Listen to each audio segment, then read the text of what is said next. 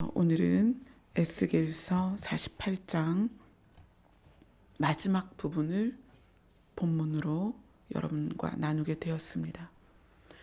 에스겔이라는 성경은 포인트를 어떻게 잡느냐에 따라서 많은 것이 나뉘는데, 기본적으로 에스겔의 포인트를 에스겔이 본 성전, 환상 가운데 본 성전을 포인트로 에스겔을 많이 다루죠. 근데 오늘은 여러분하고 이 에스겔을 성전이 포인트가 아니라 성읍을 포인트로 보겠습니다. 그러면 하나님께서 우리에게 에스겔서를 주셔서 보게 하신 이유를 조금 더 명확하게 알 수가 있습니다. 에스겔이라는 사람이 하나님의 은혜로 말미암아 환상을 보면서 신비한 걸 체험하면서 에스겔서를 열어갑니다. 그리고 결국 이 에스겔서 중심 안에는 하나님께서 세우시고자 하는 아름다운 성전의 모양이 들어있어요. 그래서 에스겔서에 나오는 성전을 연구하고 그 성전이 제3성전이 될 것이냐, 또 천년왕국의 성전이 될 것이냐, 그런 논쟁이 분분합니다. 그런데 우리는 오늘 에스겔서에 나와 있는 성전이 포인트가 아닙니다. 오늘의 포인트는 성읍입니다. 에스겔서 전체의 마지막 구절을 읽겠습니다. 35절입니다. 에스겔서 48장 35절을 같이 보겠습니다. 시작. 그 사방의 합계는 18,000척이라. 그날 후로는 그 성읍의 이름을 여호와 삼마라 하리라. 에스겔서에는 성읍이 두 종류로 분리가 됩니다. 그래서 그 성읍을 조금씩 알아보면 어떤 식으로 두 가지로 분류가 되는지 볼 수가 있어요. 에스겔서 초반으로 한번 가볼게요. 에스겔서 4장.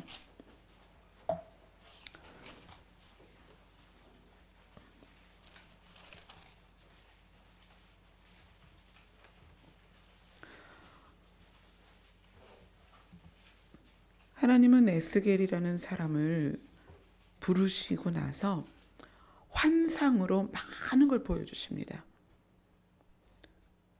환상으로 보여주시고 계시를 하시는데, 이 성읍에 대해서 이렇게 시작하십니다. 에스겔서 4장 1절부터 3절까지 한번 보겠습니다.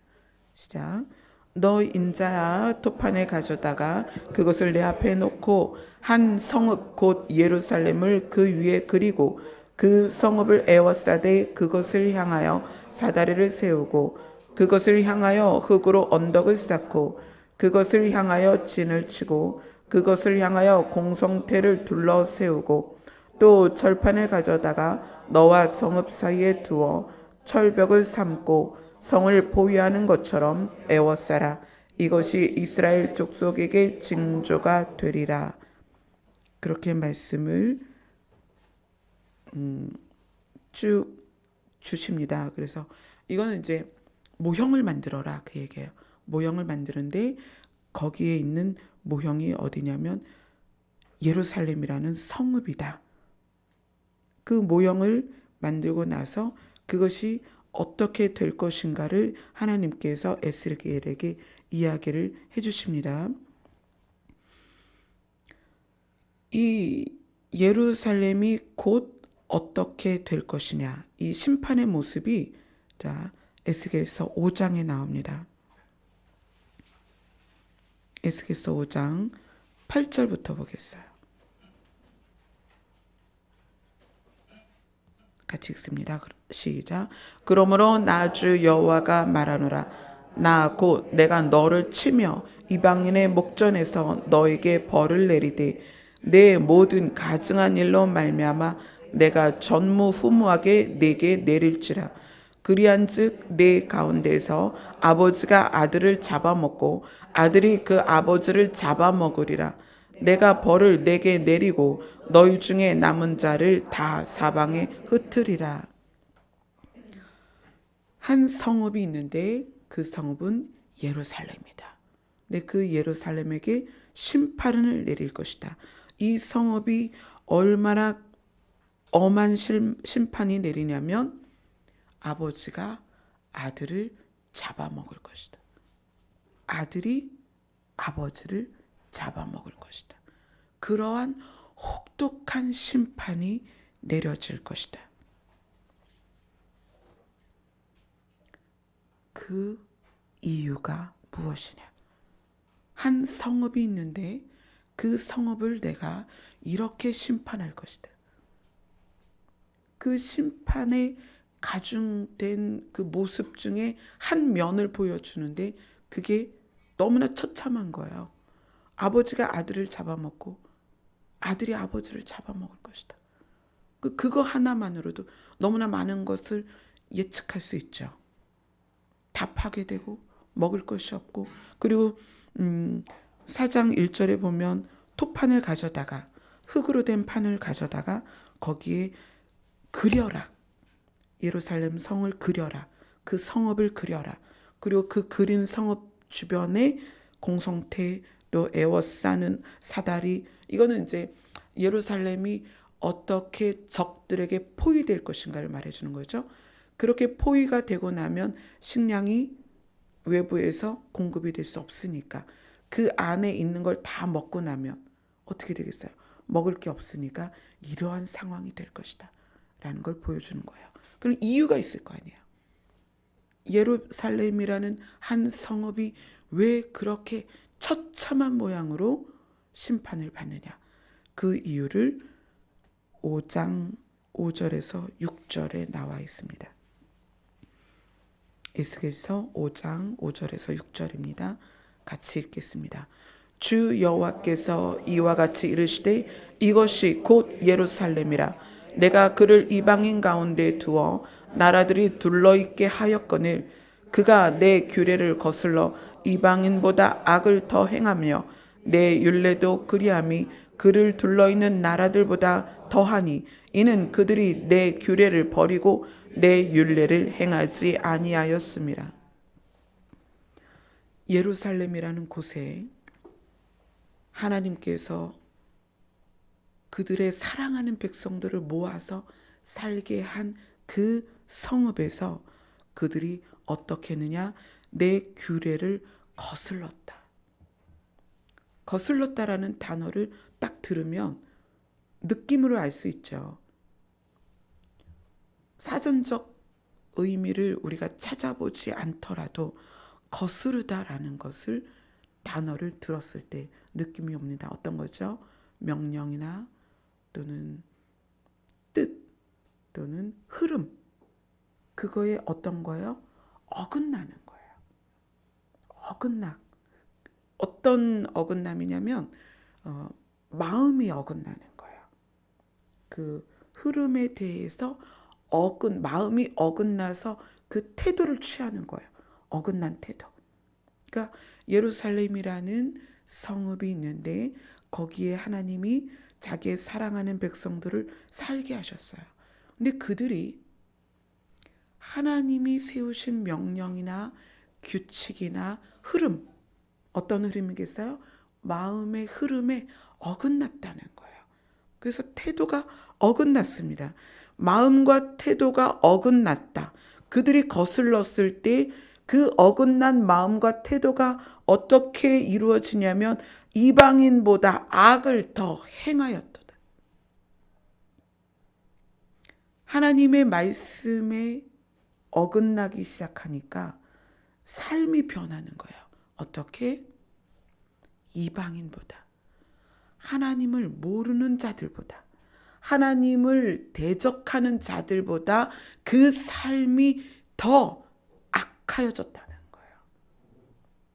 그래서 그 성읍에 심판이 임하는데 어떤 심판이 임한다? 아버지가 아들을 잡아먹을 수밖에 없는, 아들이 아버지를 잡아먹을 수밖에 없는 혹독한 심판이 때린다는 거예요.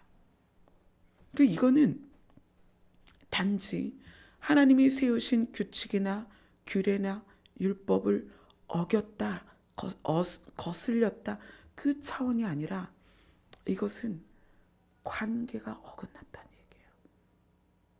하나님이 이스라엘을 향해서 너는 내 아내다. 그렇게 말씀하셨잖아요. 너는 나의 아내다. 내가 너희를 사랑한다. 그런데 그 관계가 어긋난 거예요. 관계가 소원해진 거예요. 하나님과 분리된 백성이 되어버린 거예요. 특별히 이 지구상의 모든 민족들 가운데 유일하게 선택해서 너는 나의 아내다. 내가 너를 선택했다. 내가 너를 사랑한다. 그렇게 부른 백성이 이스라엘이고 그들이 예루살렘이라는 한 성읍에 모여서 살고 있어요. 근데 그들의 마음이 하나님의 명령과 말씀에서 어긋나기 시작한 거예요.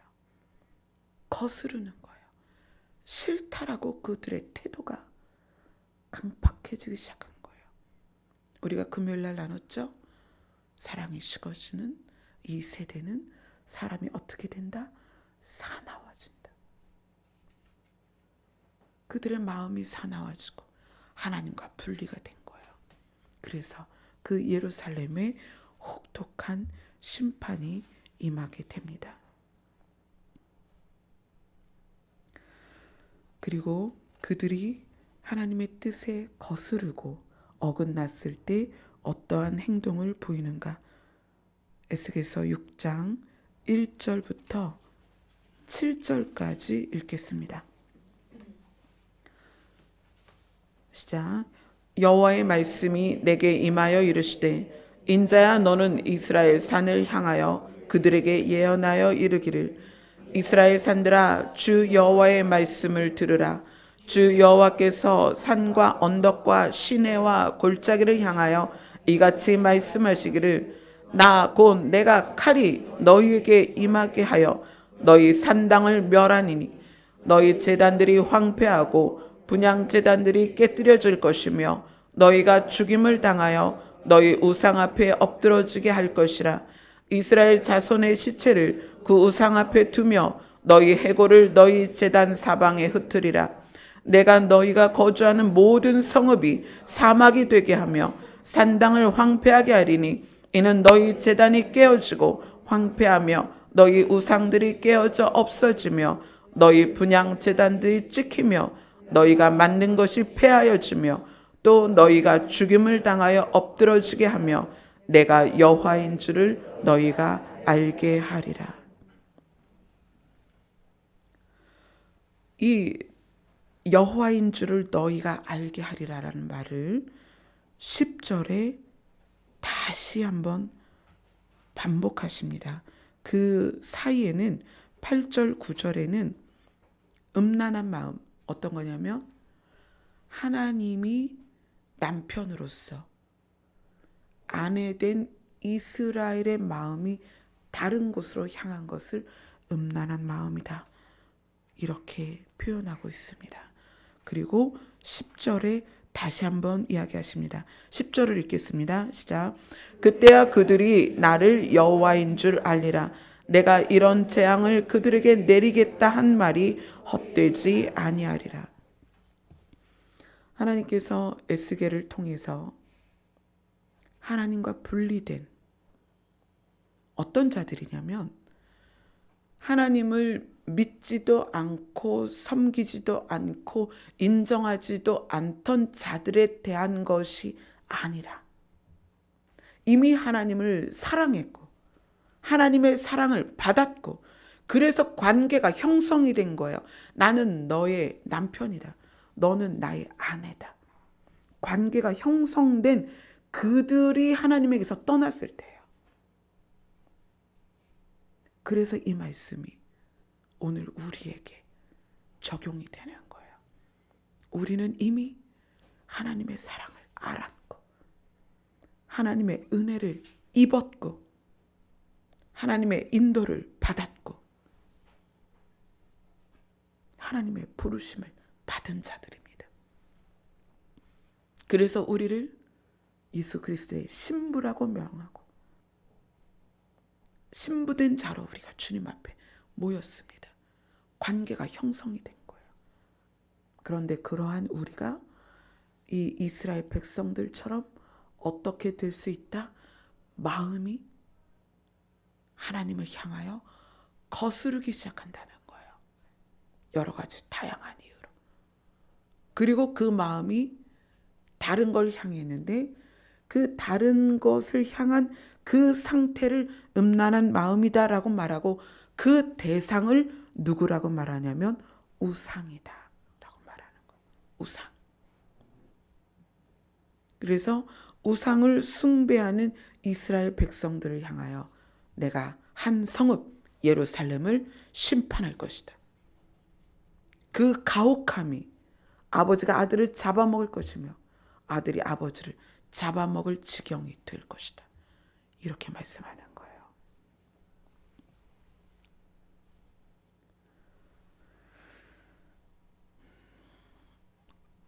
이스라엘 백성이 성전에서 어떻게 타락했는지를 하나님께서 에스겔에게 보여주십니다. 이리 와라. 내가 그들이 어떻게 타락했는지를 보여주겠다. 에스겔서 8장입니다.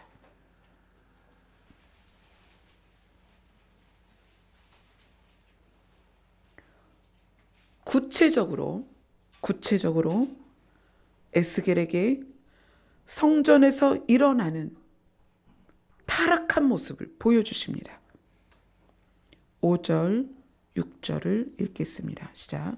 그가 내게 이르시되 인자야 이제 너는 눈을 들어 북쪽을 바라보라 하시기로 내가 눈을 들어 북쪽을 바라보니 제단 문 어귀 북쪽에 그 질투의 우상이 있더라.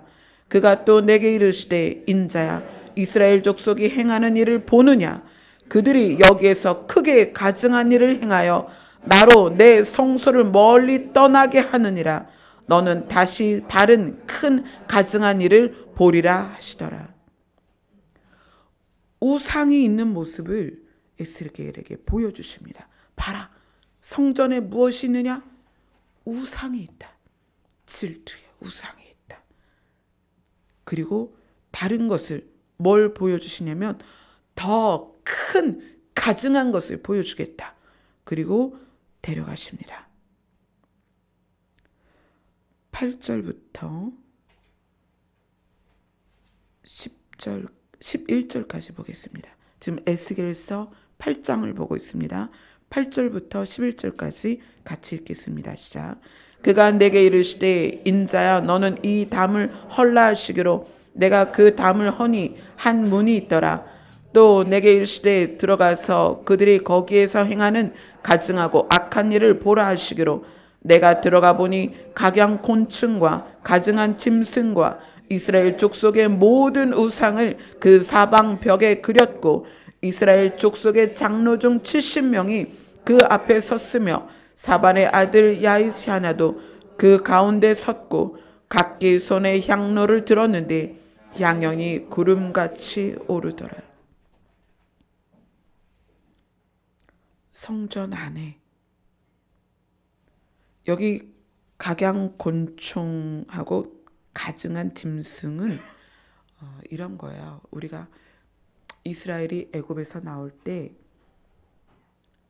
애굽에서 만난 10가지 재앙 중에 거기에 나와 있는 10가지 재앙 중에 이가 퍼지기도 했고 그다음 또 뭐가 있었죠? 파리가 있었죠. 또 뭐가 있었죠? 메뚜기가 있었죠. 이러한 것들이 애굽에서 섬기던 우상이었어요. 신기하죠? 그들은 왜 그런 걸 우상으로 섬겼을까요? 그런 우상들이 애굽을 공격해서 애굽을 먹어버린 거죠. 그러니까 하나님이 그들의 우상에 대한 그 믿음, 그걸 꺾어버린 거예요. 너희가 섬기는 우상이 이런 것들이다.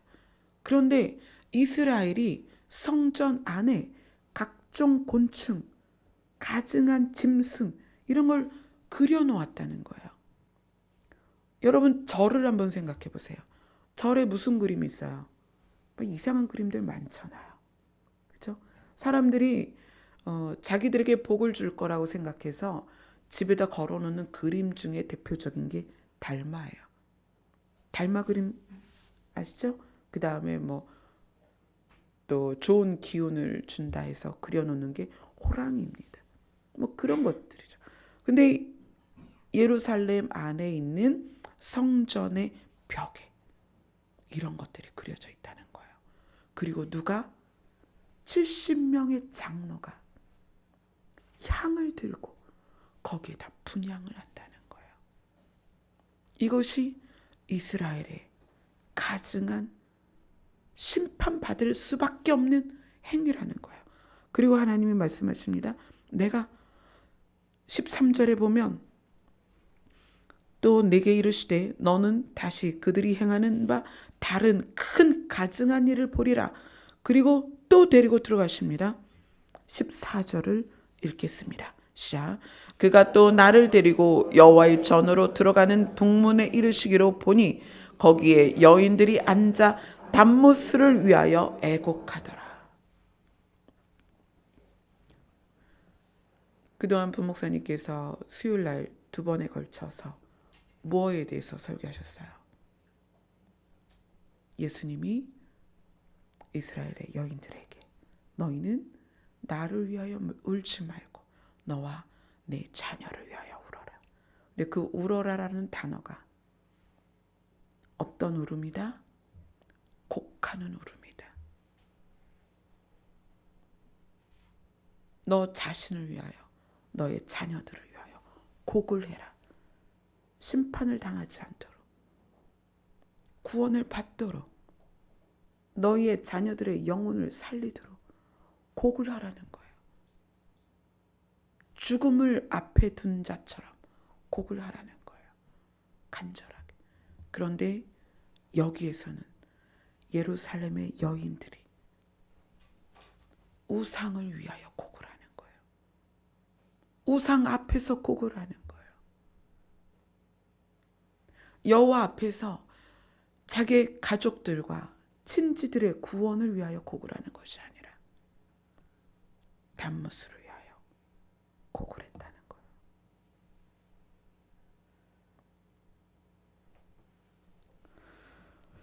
그리고 나서 15절에 여호와께서 말씀하십니다. 인자야, 내가 그것을 보았느냐?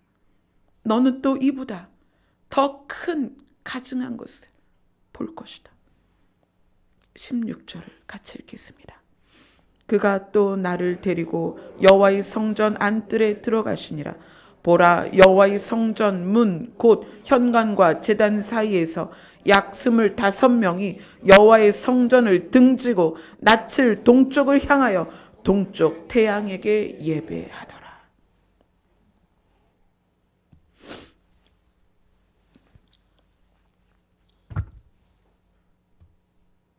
하나님이 자기의 사랑하는 아내를 모아서 예루살렘에 두고 만나는 장소로서, 사랑을 속삭이는 장소로서 성전을 만드셨어요. 그런데 그곳에서 그들이 하나님을 섬기는 것이 아니라 하나님에게서 낯을 돌렸다라고 얘기를 했어요.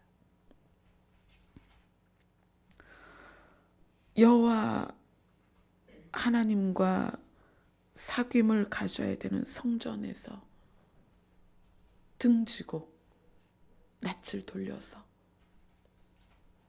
태양을 향하여 사랑을 고백하고 있는 거예요. 태양을 예배하고 있는 거예요. 제가 초반에 말씀드렸죠. 왜 성읍을 이 시간에 초점을 맞춰야 되는가? 성전은 여호와께서 계시는 곳입니다. 성읍은 그 여호와를 사랑하는 사람들이 모여서 하나님과 동행하며 사는 곳입니다. 성읍은. 그래서 에스겔서는 정확하게 두 부류의 성읍을 이야기합니다. 하나님이 심판하는 성읍, 하나님이 축복하는 성읍. 심판당하여 사라지는 성읍, 영원히 존재하는 성읍.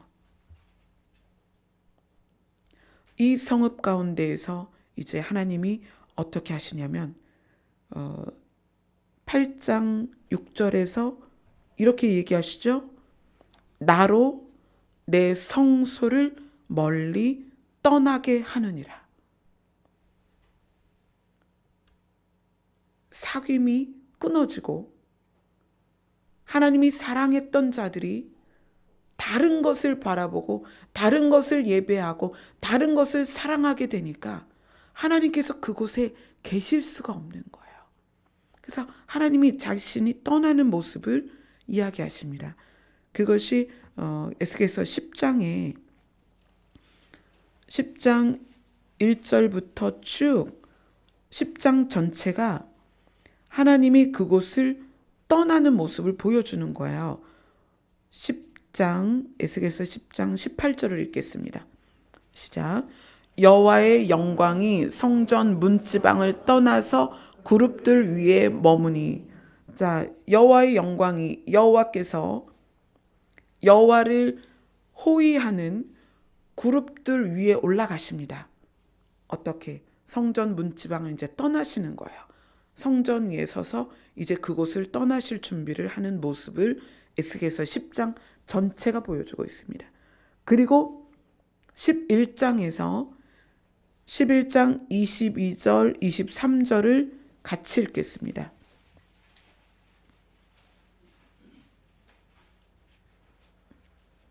11장 22절, 23절 같이 읽습니다. 시작. 그때의 그룹들이 날개를 드는데 바퀴도 그 곁에 있고 이스라엘 하나님의 영광도 그 위에 덮였더니 여호와의 영광이 성읍 가운데에서부터 올라가 성읍 동쪽 산에 머물고. 하나님과의 사귐이 끊어지고 그냥 사귐이 끊어진 게 아니라 등을 돌리고 낯을 돌려서 다른 대상을 향해 버린 그들에 대하여 여호와께서 어떻게 하시냐면 떠나신다는 거예요. 그곳에서 떠나신다는 거예요. 이스라엘 백성들이 그 성전 안에서 행했던 그 모든 것들이 지금 우리들의 모습이에요. 제가 WCC에 대해서 여러분들에게 자주 이야기를 하는 이유는 그것이 지금 에스겔서에 나온 모양과 똑같은 거예요. 이스라엘 백성이 성전 안에 각종 곤충과 가증한 짐승의 그림을 그려놓고 우상들을 새겨놓고 그것에 분향을 했다는 거예요. 지금 교회가 그 모습이잖아요. 많은 교회들이 WCC를 받아들이고 그들이 우리의 형제다 라고 이야기를 해요. 그래서 이슬람의 지도자, 천주교의 지도자, 원불교의 지도자, 그들이 어떻게 해요? 이 강단에 서는 거예요. 그들이 여호와 하나님을 전합니까? 아니요. 자기들의 신을 전합니다. 그런데 거기에 대하여 성도들이 아멘이라고 화답을 하고 있어요. 그들도 우리의 형제다. 결국은 저들이 이름만 다르지 한 하나님을 섬긴다. 그것이 이스라엘 이 예루살렘 성전 안에 하나님께서 담을 헐라. 너는 그 안을 들여다 봐라. 왜 담이 있습니까? 사람들에게 진실을 알리지 않는 거짓의 담이에요. 그 담을 헐고 에스겔이 본 거예요. 무엇을 봤습니까? 70인의 장로가. 장로는 누구예요? 교회의 지도자들입니다. 이 장로라는 것은 제사장은 이 시대 제사장은 가문에 의해서 혈통적으로 세워진 거예요. 장로는 어떻죠? 백성이 뽑은 지도자입니다. 이게 더 큰 의미가 있는 거예요. 제사장은 혈통에 의해서 되었지만 장로는 지도자로 백성들이 뽑은 사람들이에요. 그럼 백성들의 관점 자체가 지금 어긋나 있다는 거예요. 자기들이 뽑은 지도자들이 지금 무엇을 하고 있냐면 벽에 그려져 있는 곤충과 가증한 짐승과 우상들에게 분향을 하고 있다는 거예요. 지금 우리 많은 교회들이 지금 그렇게 하고 있잖아요. 성도들이 뽑은 장로들이 목회자와 함께 교회를, 교단을, 총회를 어떻게 하고 있어요? WCC와 연합하게 하고 있는 거예요.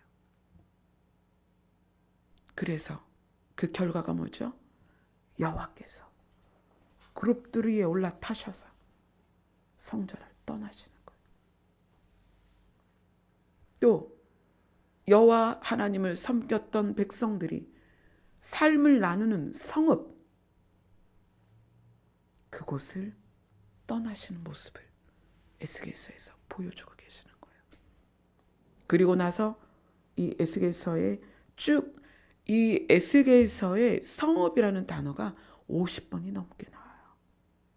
그리고 그 성읍들이 정확하게 두 부류로 나뉩니다.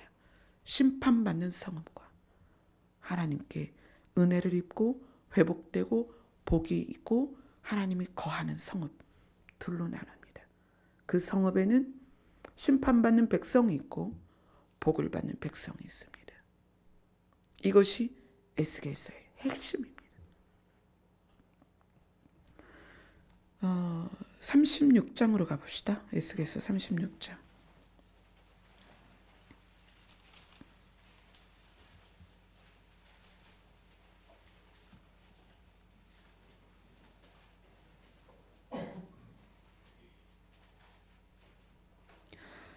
(36장) 전까지는 성읍의 심판을 이야기하십니다. 중간중간에 회복도 말씀하시지만 전반적으로 심판을 얘기하세요. 그래서 35장에도 보면은 4절에 내 성읍들을 무너뜨리며 내가 황폐하게 될 것이다. 그래서 네가 나를 여호와인 줄 알게 될 것이다. 에스겔서 6장에서도 그렇게 말씀하셨죠. 여호와인 줄 알게 할 것이다. 그리고 35장 9절도 그렇게 이야기합니다. 9절 한번 읽어볼까요? 35장 9절 시작. 너를 영원히 황폐하게 하여 내 성읍들에 다시는 거주하는 자가 없게 하리니 내가 여호와인 줄을 알게 하리라. 여기는 이제 세일산과 에돔에 있는 성읍들에 대한 심판입니다. 여호와를 알지 못하는 성읍들. 그리고 나서 하나님이 자기의 백성들을 어떻게 회복할 것인가, 그 성읍들을 어떻게 살릴 것인가, 그 모양들을 36장부터는 이제 보여주고 계시죠.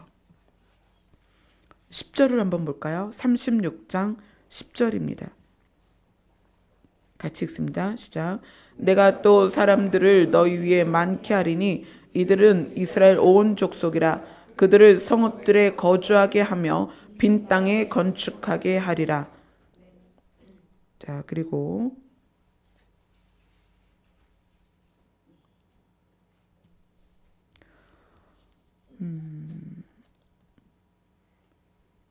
32절부터 36절까지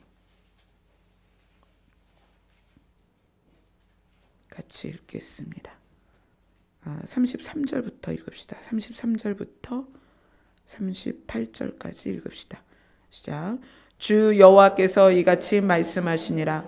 내가 너희를 모든 죄악에서 정결하게 하는 날에 성읍들에 사람이 거주하게 하며 황폐한 것이 건축되게 할 것인즉 전에는 지나가는 자의 눈에 황폐하게 보이던 그 황폐한 땅이 장차 경작이 될지라. 사람이 이르기를 이 땅이 황폐하더니 이제는 에덴 동산같이 되었고 황량하고 적막하고 무너진 성읍들의 성벽과 주민이 있다 하리니 너희 사방에 남은 이방 사람이 나 여호와가 무너진 것을 건축하며 황폐한 자리에 심은 줄을 알리라. 나 여호와가 말하였으니 이루리라. 주 여호와께서 이같이 말씀하셨느니라. 그래도 이스라엘 족속이 이같이 자기들에게 이루어 주기를 내게 구하여야 할지라. 내가 그들의 수요를 양떼같이 많아지게 하되 제사 드릴 양떼 곧 예루살렘이 정한 절기의 양무리 같이 황폐한 성읍을 사람의 때로 채우리라. 그리한즉 그들이 나를 여호와인 줄 알게 하리라. 하나님께서 심판받은 성읍들 중에서 예루살렘을 다시 살릴 것을 약속하십니다. 절기의 양떼같이. 절기의 양떼 같다는 것은 엄청 많은 수를 말하는 거예요. 절기마다 이스라엘 백성이 자기의 죄 때문에 양을 가족 수대로 가정 수대로 양을 드렸잖아요. 그러니까 양떼가 절기마다 얼마나 많이 동원이 되겠어요. 그러한 양무리 같은 절기의 양무리 같이 이 황폐한 성읍에 사람이 많이 살게 할 것이다. 그런데 그렇게 되는 이유 또 원인 그걸 뭐라고 말씀하시냐면 25절입니다. 에스겔서 36장 25절을 같이 읽겠습니다. 시작. 맑은 물을 너희에게 뿌려서 너희로 정결하게 하되 곧 너희 모든 더러운 것에서와 모든 우상 숭배에서 너희를 정결하게 할 것이며. 하나님께서 정결하게 하는 과정을 갖고 나서 너희가 정결케 되면이에요. 너희가 정결하게 되면, 너희가 거룩하게 되면 에덴 동산같이 회복하여 줄 것이다. 이것이 하나님의 약속입니다. 그리고 그것에 대하여 어떻게 하라? 너희는 구하여야 할지니. 37절에 보면 이것이 나의 약속이다. 너희를 정결하게 할 것이고 그리고 너희를 회복할 것이다. 그러나 이것이 나의 약속이지만 너희는 구하여야 할지니. 어떻게? 기도하라는 거예요. 그렇게 되기를. 이렇게 회복된 예루살렘 이스라엘이라는 약속된 하나님의 사랑하는 아내 같은 민족에게 예루살렘을 회복할 것이고 그리고 나서 그 안에다가 하나님께서 성전을 짓는 모습을 그 뒤에 쭉 보여주십니다. 그리고 우리가 읽은 본문이 나오는 거예요. 에스겔서 48장 30절에서 35절이 쭉 나와요. 그리고 이 에스겔서의 이 회복된 성읍에 어떤 모양이 나타나냐면 여호와께서 다시 들어오시는 모습이 나와요. 자, 에스겔서 40장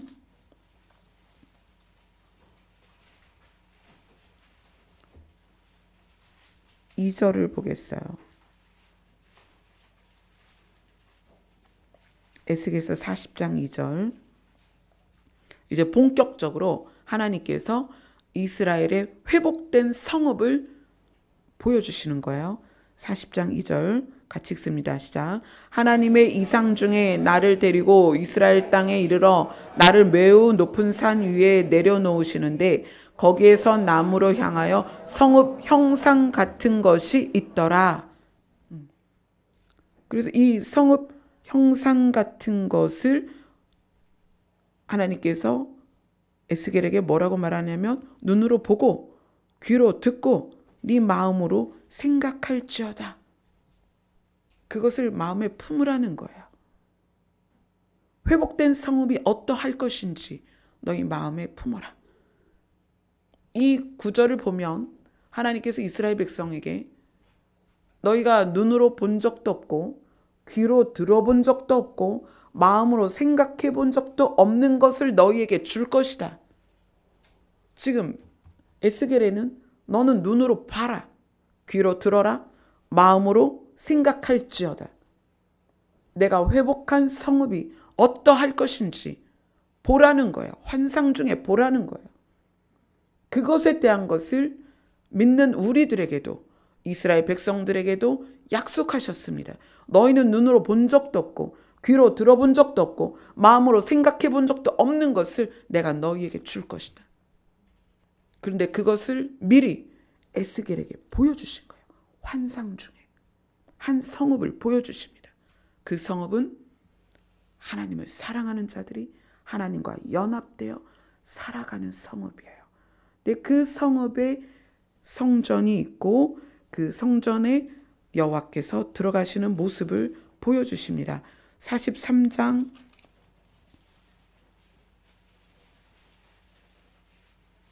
1절로 5절입니다. 43장 1절로 5절입니다. 같이 읽습니다. 시작. 그 후에 그가 나를 데리고 문에 이르니 곧 동쪽을 향한 문이라. 이스라엘 하나님의 영광이 동쪽에서부터 오는데 하나님의 음성이 많은 물소리 같고 땅은 그 영광으로 말미암아 빛나니 그 모양이 내가 본 환상 곧 전에 성읍을 멸하러 올 때에 보던 환상 같고 그발 강가에서 보던 환상과도 같기로 내가 곧 얼굴을 땅에 대고 엎드렸더니 여호와의 영광이 동문을 통하여 성전으로 들어가고 영이 나를 들어 데리고 안뜰에 들어가시기로 내가 보니 여호와의 영광이 성전에 가득하더라. 아멘.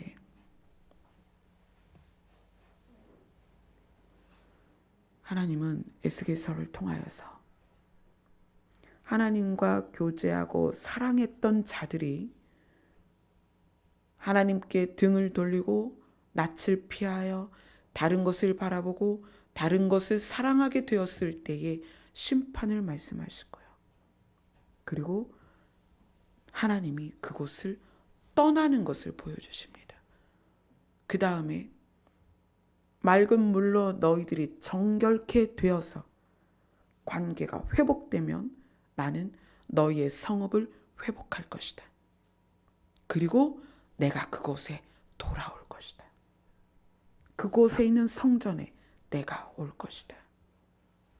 그것이 우리에게 주시는 약속입니다. 그리고 그 성전에 우리가 이제 본 48장 마지막에 보면 그 성읍에 출입구가 많다는 걸 이야기를 해요. 성전의 출입구가 이러하다. 그러면서 출입구에 대해서 쭉 이야기합니다. 북쪽의 문이 셋이 있다. 동쪽의 문이 셋이 있다. 남쪽의 문이 셋이 있다. 서쪽의 문이 셋이 있다. 여러 문을 통하여 성읍에 들어오게 된다는 거예요. 그리고 그 성읍의 이름을 여호와 삼마. 여호와 삼마의 뜻이 뭐죠? 시작. 우리 교회의 달력이 하나님의 이름을 풀이해 주는 달력이잖아요. 그 달력의 10월 그림이 여호와 삼마입니다. 거기에 계시는 하나님. 이 성읍에 하나님께서 계시겠다는 거예요. 이 성읍에. 성전에 하나님이 임하셨고 이 성읍에 하나님이 계시다는 거예요. 우리에게 뭐라고 말씀하시는 거냐면 너희가 맑은 물로 정결해지고 그리고 이 성읍으로 들어오라는 거예요. 12개의 문이 있으니까 너희에게 맞는 문으로 들어와서 이 성읍에 거주해라. 거기에 하나님이 계시다. 아멘. 자, 이 말씀이 오늘날 굉장히 중요한 말씀입니다. 뭐냐면 저에게 하나님께서 목회를 명령하셨을 때가 2015년 10월 6일입니다. 10월 6일 날 하나님께서 너는 목회를 해라. 저는 그걸 모릅니다. 준비도 한 적이 없었고 할 줄도 모르고 공부도 안 했습니다. 목회는 이런 거다. 너는 목자가 아니다. 나 여호와 내가 목자다. 너는 목장견이다. 백성을 여호와를 바라보도록. 백성이 목자를 따라가도록 너는 그 뒤에서 양을 모는 역할이다. 그것만 해도 된다면 목회를 하겠습니다. 그래서 저는 여러분의 뒤에 서 있는 거예요. 이스라엘 백성이 성전 안에서 어떻게 했어요? 등을 돌리고 낯을 돌려서 태양을 바라보고 태양신을 섬겼던 것처럼 지금 교회 성도들이 다른 것을 좋아하고 다른 것을 숭배하고 다른 것에 예배할 때 저는 여러분의 등을 밀어서 여호와를 바라보게 하는 그런 목회를 해야 합니다. 그래서 저희 교회가 다른 교회들과 시스템이 전혀 달라요. 우리 교회가 처음에 스타트할 때가 언제냐면 2007년 10월이었어요. 2007년 7월에 계약을 하고 8월에 이사를 들어오고 그리고 10월 달에 개청 예배를 드렸죠. 그러니까 이 10월이 그런 달입니다. 2007년에 스타트를 했어요. 그렇지만 그때 담임으로 계셨던 목사님이 2015년 10월 3일 날 돌아가셨어요. 그리고 저에게 2015년 10월 6일 날 목회에 대해서 이런 것이다라고 말씀하시고 그 주에 설교가 시작이 됐어요. 그러니까 저는 본격적으로 이 교회의 목회를 2015년 10월 둘째 주부터 시작을 한 거예요. 그러면 16년, 17년, 18년 굉장히 짧은 기간입니다. 이제 3년이에요. 또 열린 하늘문 교회라는 이름으로 설립 예배를 드린 것은 2018년 5월 7일입니다. 정말 신생아 같은 교회예요. 그런데 여기에 모인 분들이 각각의 교회에서 상처받고 또는 각각의 교회에서 적응하지 못하고 각각의 상황들에 있다가 오신 분들이란 말이에요. 왜냐하면 처음 2007년에 개척해서 2015년 10월 3일 날 목사님이 돌아가실 때까지 있었던 멤버는 그때 담임 목사님의 흐름 안에 있었어요. 그리고 이전을 해와서 그 흐름이 저하고 다르다 보니까 상당수가 나갔죠. 아주 적은 수만 남아 있었습니다. 그래서 그 후에 들어오신 분들은 각각의 교회에서 각각의 흐름과 각각의 시스템에 있다가 정말 다양한 교회에서 오셨어요. 그래서 제가 중점을 둔 게 무엇이냐면 성도의 교제에 중점을 두지 않았습니다. 그때 오셨다가 가신 분들이 굉장히 많습니다. 제가 다른 경로로 듣습니다. 교회 갔더니 뭐 냉랭하고 누가 누군지 서로 반겨주지도 않고 친교도 없고 또 이렇게 잡아주는 사람도 없고 그래서 왔다가 가시고 왔다 가신 분들 많습니다. 제가 사람의 수를 늘리는 것을 부흥이라고 생각했다면 가장 먼저 조직을 했을 것입니다. 시스템을 만들었을 것이고 사람이 사람을 잡아주도록 했을 것입니다. 그러나 하나님이 돌아오시는 성읍은 사람과 사람이 친한 성읍이 아니라 사람이 하나님을 사랑하고 여호와의 이름을 부르는 성읍에 하나님이 돌아오셨다는 거예요. 교회는 사람과 사람이 어울리기 위해서 존재하는 공간이 아닙니다. 그렇기 때문에 제가 그 수많은 사람들이 떠나가는 것을 보면서도 조직과 시스템을 갖추지 않는 거예요. 지금 여기 계신 분들은 적게는 몇 개월, 많게는 2년 그 정도밖에 안 돼 있어요. 지하교회에서 같이 오신 분들 외에는, 지하교회에서 같이 오신 분, 여기 앉아 계신 분 10분도 안 돼요. 그 외에는 여기에 계신 분들은 길어야 2년입니다. 2년에서 몇 개월이에요. 제가 만약에 그동안 여기를 다녀가신 분들을 잡기 위해서 시스템을 가동했다면 우리 교회는 땅 사서 교회 지어야 해요. 그렇게 많은 분들이 다녀갔습니다. 그러나 저에게 중요한 것은 이 열린 하늘문이라는 성읍이 사람과 사람끼리 사귀는 성읍이 되기를 원치 않는다는 거예요. 많은 교회가 시스템을 동원해서 조직이 사람을 잡고 사람이 사람을 잡아서 모이게 합니다. 물론 그렇게 해서 하나님과의 관계까지 가야죠. 우리 교회는 특성상 너무나 단기간에 많은 분들이 오셨습니다. 근데 그것이 저에게는 굉장히 두려운 일인 거예요.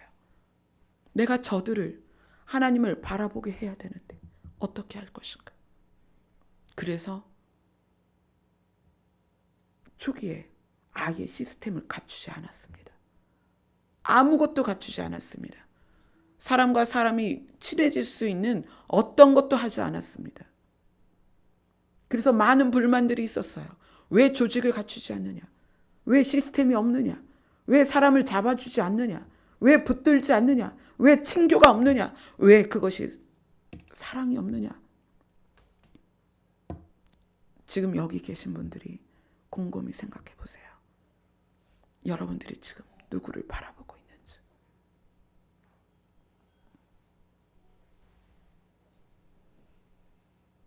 우리 교회가 시스템을 가동했다면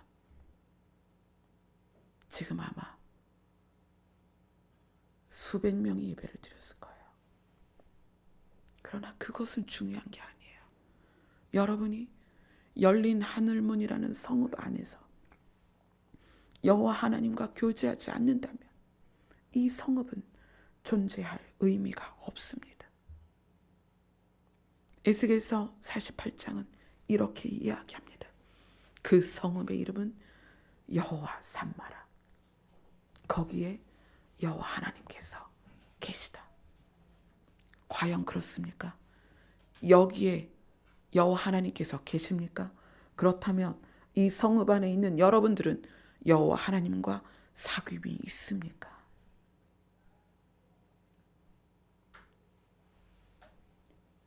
이 에스겔서가 성전보다 성읍을 더 중요하게 봐야 하는 이유입니다. 이것이.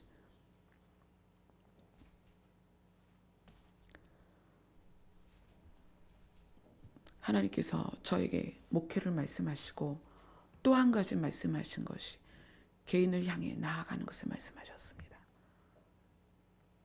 그래서 저는 그 부르심에 맞게 매일 정말 많은 일정을 소화하고 있습니다.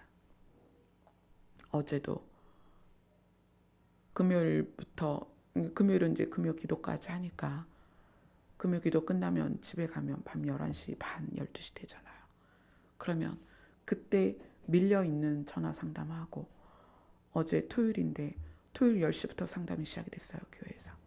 그렇게 하고 우리 중보 기도 모임 2시에서 5시까지 하고 그 후에 또 용인을 갔습니다. 아픈 분이 있어서 용인에 가서 그분과 만나고 저는 개인들을 다시 하나님 앞에 세우는 그 일을 하고 있습니다. 그런데 안타까운 것은 황폐하고 무너진 성읍에서 탈출한 사람들이 너무나 많은 곳에서 방황을 하고 있다는 거예요. 그분들이 연락이 오기 시작합니다. 저에게. 저는 혼자 예배를 드리고 있습니다. 너무 외롭습니다. 때로는 너무 힘들어요. 그래서 제가 하나님 앞에 어떻게 해야 돼요? 주님, 해남에서, 광주에서, 멀리 미국에서, 스위스에서, 페루에서, 프랑스에서, 독일에서, 인도네시아에서 너무나 많은 곳에서 연락이 와요. 혼자 예배를 드리고 있습니다. 일본에서도 그렇게 연락이 왔어요. 제발 함께 기도할 사람을 연결해달라고. 그래서 제가 그들을 돕기로 결심을 했습니다. 이것은 저에게 미리 계획된 것도 아니고 목표가 되었던 것도 아닙니다.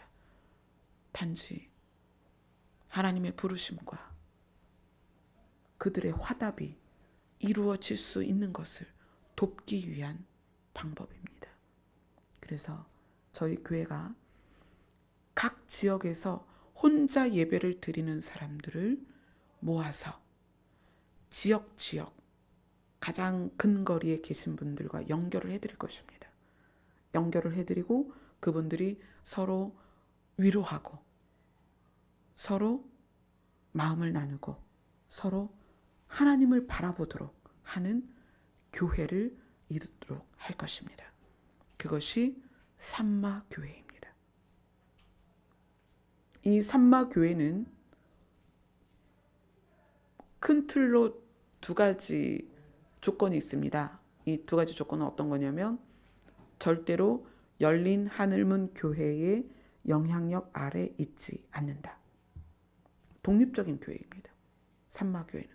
그래서 예를 들어서 해남 산마교회, 광주 산마교회, 그들은 그들끼리 모여서 하나님을 향해 나아갈 것입니다. 또 하나는 한정란이라는 개인의 영향력이 아래 있지 않을 것입니다. 그들이 모이는 것을 돕긴 하겠지만 그들이 저의 영향력 아래 있지 않을 것입니다. 그게 산마교회의 특징입니다. 그리고 한 가지 흐름 안에 있어야 합니다. 첫째는 WCC에 절대로 가입되지 않아야 할 것입니다. 물론 주도하는 목회자가 없을 거고 공동체, 그냥 신앙의 공동체니까 WCC에 들어가진 않겠죠. 그리고 동성애에 대하여 절대로 반대해야 합니다. 그리고 좌파 우파 이렇게 이야기하면 정치적인 얘기라고 싫어하시는데 공산주의나 사회주의 사상은, 잘 들으세요. 공산주의와 사회주의 사상은 무신론이 기반입니다. 그래서 공산주의와 사회주의의 사상 자체를 받아들이는 것은 무신론을 인정하는 것입니다. 그래서 산마교회는 이 세 가지가 완전히 배격이 돼야 됩니다. 이 세 가지에 대하여 자세가 갖추어진 분들이 명단을 보냈을 때 연결을 해드릴 것입니다. 그래서 산마교회는 어떤 교회냐면 스스로 여호와 하나님께 예배 드리는 공동체가 될 것입니다. 삼겹줄처럼 두 사람이든 세 사람이든 모여서 예배를 드릴 것이고 두세 사람이 모인 곳에 내가 너희와 함께 할 것이다 라는 말씀처럼 하나님께서 거기에 계실 것입니다. 아멘. 그리고 그 다음에 소원은 어떤 거냐면 그 산마교회가, 제가 소원하기는 그 산마교회가 무너진 성읍으로 들어가는 것입니다. 황폐한 성읍으로 들어가는 것입니다. 그래서 그 성읍이 여호와 하나님과의 사랑과 관계를 회복해서 여호와 하나님께서 그 성읍으로 들어가시는 것이 최종적인 목표입니다. 지금은 많은 사람들이 우려를 하고 있습니다. 저의 이 방향성 때문에. 저에게 우려하는 것이 뭐냐면 사람들이 교회를 떠나도록 조장한다. 사람들이 교회를 떠나는 것을 정당하게 생각하도록 제가 조장한다고 생각을 합니다. 저는 사람들이 교회를 떠나게 하는 것이 아니라 바른 교회를 세워서 교회를 살리려고 하는 것입니다. 개인이 성전이에요. 예수님께서 직접 말씀하셨습니다. 너희가 성전인 것을 모르느냐? 개인의 성전이 산마교회로 모여서 하나님과의 관계를 회복하고 저는 그 산마교회가 기존의 교회로 들어갔으면 좋겠습니다. 그래서 무너진 교회들이 하나님과의 관계가 회복되고 하나님께로서 등을 돌렸던 자들이 하나님께 낯을 대하고 각종 곤충과 가증한 짐승과 우상에게 향로로서 향연을 그 어리석은 지도자들이었던 장로들이 하나님과의 관계를 회복하고 맑은 물이신 예수 그리스도의 피로 말미암아 정결케 돼서 그 성전에 그 성읍에 다시 여호와의 영광이 임하기를 저는 그것을 소원합니다. 지금 시작하는 것은 각처에 흩어진 작은 산마 교회입니다. 그러나 그들이 여호와의 관계가 회복된 상태에서 연합되어서 저는 무너진 이 땅의 교회들을 살렸으면 좋겠습니다. 하나님께서 심판하기로 작정했던 교회들이 그 산마 교회가 돌아가서 살렸으면 좋겠습니다. 요셉이 어린 나이에 애굽에 들어갔지만 그 애굽에서 요셉은 이스라엘이라는 민족을 이룹니다. 그 시작이 이스라엘이라는 민족의 시작이 요셉이라는 작은 아이였어요. 종으로 팔려간 작은 아이였다는 얘기예요. 지금 전국에 전 세계에 흩어진 산마 교회는 정말 연약합니다. 그들은 이렇게까지 생각해요. 내 예배를 받아주실까? 내 기도를 들어주실까? 나 혼자 기도하고 있는데, 나 혼자 예배를 하고 있는데 이 예배를 하나님께서 받아주실까? 그러면서 그들은 눈물로 기도하고 있습니다. 수백 병 수천 평 되는 의리의리한 교회에서 많은 사람들이 사람과 사람이 연합하여서 사람과 사람이 친교하면서 이것이 공동체라고 말하고 있을 때 엘리야가 하나님 저만 남았습니다. 그렇게 이야기할 때 아니다. 내가 감춰둔 기도하는 자들이 7,000명이나 더 있다. 이스라엘 전역에 흩어져 있는 그 7,000명들이 곳곳에서 여호와 이름을 불렀던 것처럼 이 대한민국에 이 온 세계에 타락하고 소돔과 고모라 같이 변하는 이 세대에 때로는 가녀린 여인들이 때로는 작은 아이들이 자기의 처소에서 여호와 이름을 지금 부르고 있습니다. 그들이 산마 교회입니다. 하나님은 거기에 계십니다. 성전에서 떠난 여호와의 영광이 그들 무릎 위에 머물고 있고 그들 머리 위에 머물고 있고 그들의 기도 처소에 머물고 있습니다. 이제는 여호와의 영광이 다시 하나님의 성전으로 가야 합니다. 무너진 제단이 수축돼야 하고 무너진 교회들이 살아나야 됩니다. 주님께서 약속대로 다시 오실 것인데 교회들이 무너지고 황폐케 되고 여호와 이름을 부르지 않고 있습니다. 그래서 이 시대가 산마 교회를 세우고 있는 것입니다. 모두가 자발적으로 교회를 떠나서 하나님께서 에스겔서에서 그 황폐한 성읍들 중에 남은 자들의 회복을 말씀하고 계세요. 그 황폐한 성읍에서 나와서 유리하며 방황하던 그 남은 자들이 산마 교회로 세워져서 그들이 다시 성읍으로 몰려가서 그 성읍을 살리게 될 것입니다. 아멘. 우리 교회는 그것을 도울 것입니다. 이 구리시에 작고 연약하고 이 작은 공동체가 대한민국에 전 세계에 흩어져 있는 홀로 외롭게 기도하는, 혼자 외롭게 여호와의 이름을 부르는, 그래서 자기의 이 기도가 여호와의 귀에 들려질 것인가를 의심할 정도로 연약한 자들의 그 기도를 하나님께서 들으시고 산막교회를 세우시고 있습니다. 각처에 세워진 산막교회들이 강하여지면 모세가 애굽에 들어가서 이스라엘 백성을 구원하여 낸 것처럼 산막교회들은 오히려 교회 안에 들어가서 그 교회를 살릴 것입니다. 그들이 여호와를 바라보게 할 것이고, 그들이 여호와의 이름을 부르게 할 것이고, 거짓된 신을 향하여 애곡하는 자들에게 여호와의 이름을 부르며 애곡하게 할 것입니다.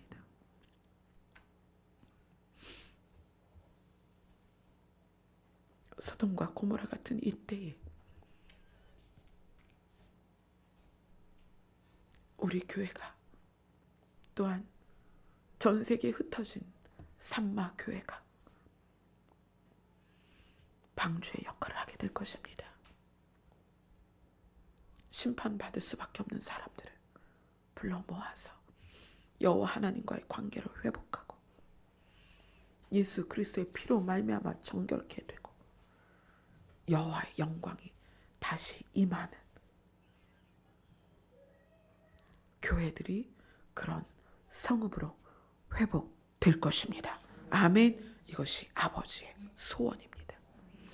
여러분들이 그 소원을 공유하고 여호와 하나님의 일하심에 참여되기를 소원합니다. 그래서 여러분들이 앞으로 산마교회를 위하여 기도해 주세요. 전국에, 전 세계에, 유럽에, 아프리카에, 미국에 흩어져 있는 산마교회, 또 특별히 북한 땅에 있는 산마교회를 위해서 정말 은밀하게, 정말 어두운 곳에서 여호와의 이름을 부르고 있는 북한의 산마교회들을 위하여 여러분이 기도해 주세요. 우리 교회가 부족하지만 지금 북한에 쌀 보내기를 하고 있습니다. 이거는 정부 차원에서 하는 거랑은 달라요. 정부는 공산 당원들을 먹이지만 우리 교회는 백성을 먹입니다.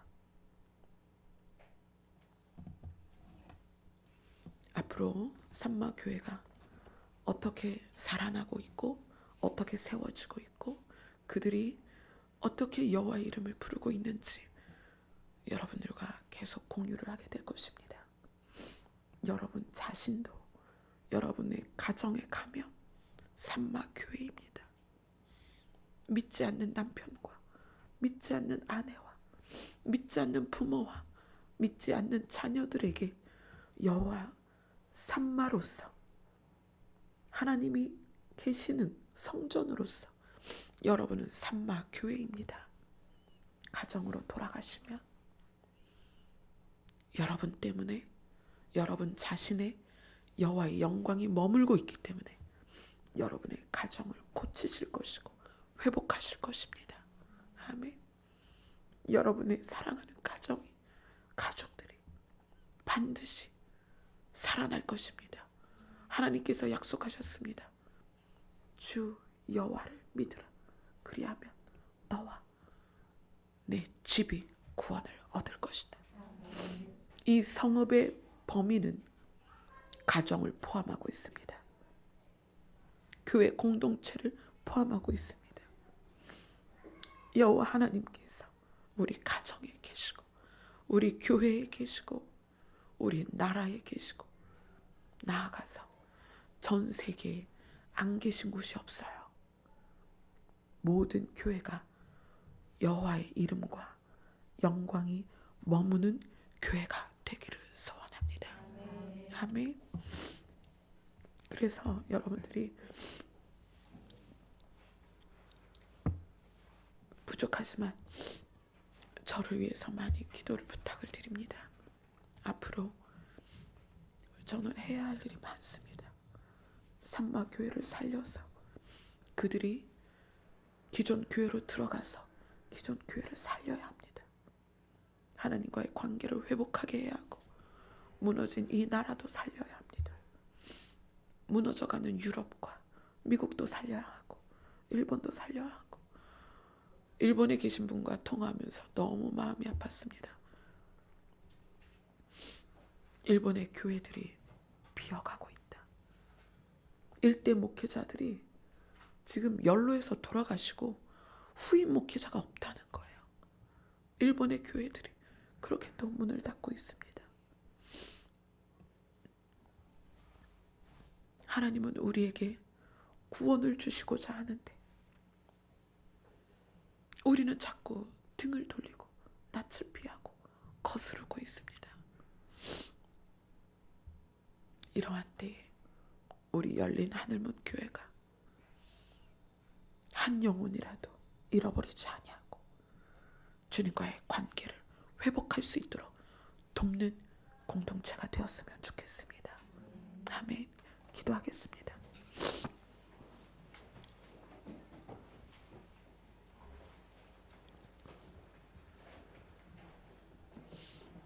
하나님께서는 오늘 말씀하십니다.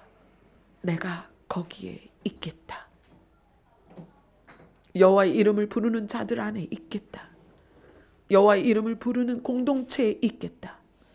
내가 관계를 회복할 것이다. 주님의 약속대로 개인이, 가정이, 교회 공동체가, 이 나라가, 이 세계가 주님과의 관계를 회복하고 구원받게 하여 주시옵소서. 산마 교회들이 살아나게 하여 주시옵소서. 예수님 이름으로 기도드리옵나이다.